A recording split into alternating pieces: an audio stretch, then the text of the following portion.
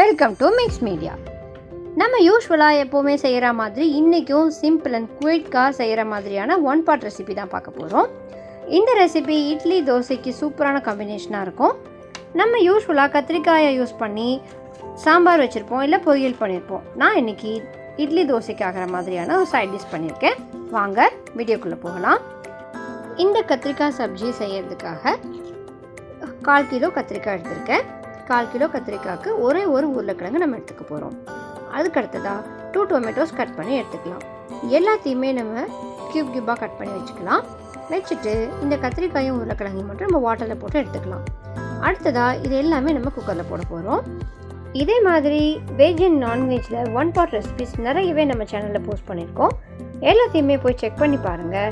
எல்லாத்தையுமே ட்ரை பண்ணியும் பார்த்துட்டு எங்களுக்கு கமெண்ட் செக்ஷனில் பிங்க் பண்ணுங்கள். ஸோ நம்ம இந்த கத்திரிக்காய், உருளைக்கிழங்கு அண்ட் டொமேட்டோஸ் எல்லாத்தையுமே ஆட் பண்ணிக்கிட்டு கூடவே சின்ன வெங்காயம் நிறையா உரிச்சு வச்சுக்கலாம். சின்ன வெங்காயம் லாஸ்ட்டாக நம்ம தாளித்து போட்டு யூஸ் பண்ணிக்கலாம். சப்போஸ் உங்களுக்கு இந்த டேஸ்ட் இப்போவே பிடிக்கும்னு நினச்சோன்னா மிடில் இப்போவே கூட நீங்கள் சின்ன வெங்காயம் ஆட் பண்ணிக்கலாம்.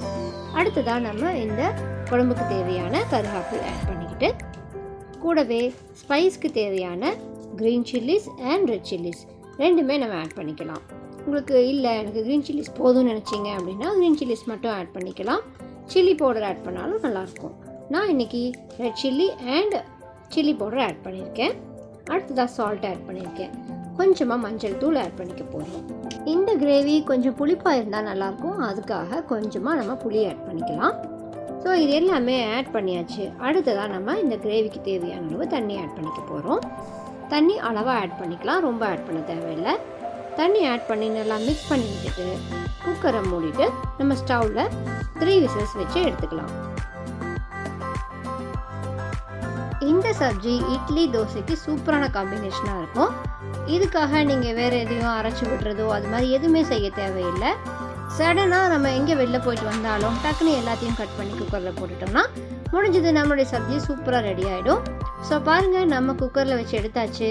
விசில் வச்சு எடுத்ததுக்கு அடுத்ததான் நம்ம இந்த வாட்டர்ஸ் எல்லாத்தையுமே கொஞ்சம் செப்பரேட் பண்ணிப்போம். செப்பரேட் பண்ணிவிட்டு லைட்டாக அதெல்லாம் ஸ்மாஷர் வச்சுட்டு ஸ்மாஷ் பண்ணோன்னா முடிஞ்சது நம்ம கிரேவி. ஸ்மாஷரில் ஓரளவுக்கு நல்லாவே நம்ம மசிச்சுக்கலாம். மசித்தோம் அப்படின்னா எல்லாமே நல்லா மசிஞ்சிரும். அப்போ நம்ம சாப்பிடும்போது தனித்தனியாக எதுவுமே வராது. ஸோ எல்லாமே நல்லா ஸ்மாஷ் பண்ணி வச்சிட்டிங்கன்னா இந்த எக்ஸஸாக இருக்கிற வாட்டரை அது கூட ஆட் பண்ணிக்கலாம். உங்களுக்கு திக்காகவே இருக்கணும்னு நினச்சா நீங்கள் அப்படியே விட்டுடலாம். இல்லை நமக்கு இன்னும் கொஞ்சம் டைலூட்டாக வேணும் அப்படின்னு நினச்சிங்க அப்படின்னா இந்த வாட்டரை நீங்கள் ஆட் பண்ணிக்கலாம். ஸோ அதுக்கு தேவையான அளவு வாட்டர் மட்டும் நீங்கள் எடுத்துகிட்டு ஆட் பண்ணிவிட்டு மிக்ஸ் பண்ணிக்கோங்க. அவ்வளோதான், நம்மளுடைய கிரேவி சிம்பிள் அண்ட் குயிக்காக ரெடி ஆயாச்சு. அடுத்ததாக ஃபைனல் டச்சாக நம்ம தாளித்து கொட்டிடலாம். ஸோ இதில் நீங்கள் சின்ன வெங்காயம் இல்லை பெரிய வெங்காயம் எது வேணால் நீங்கள் ஆட் பண்ணலாம். கடுகு, சின்ன வெங்காயம், கருவேப்பிலை இதெல்லாம் போட்டு நல்லா தாளிச்சிட்டு கூடவே ரெட் சில்லியும் ஆட் பண்ணி தாளிச்சுப்போம்.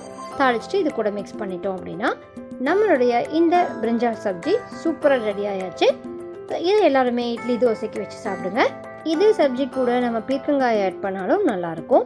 இல்லை நிறைய டொமேட்டோஸ் மட்டும் ஆட் பண்ணிவிட்டு பிரிஞ்சால் கம்மியாக போட்டாலும் டேஸ்டியாக இருக்கும். ஸோ இதே மாதிரி இன்னும் பல ரெசிபிஸ்க்காக நம்ம சேனலை சப்ஸ்கிரைப் பண்ணிட்டு காத்துருங்க. டாட்டா, பாய் பாய்.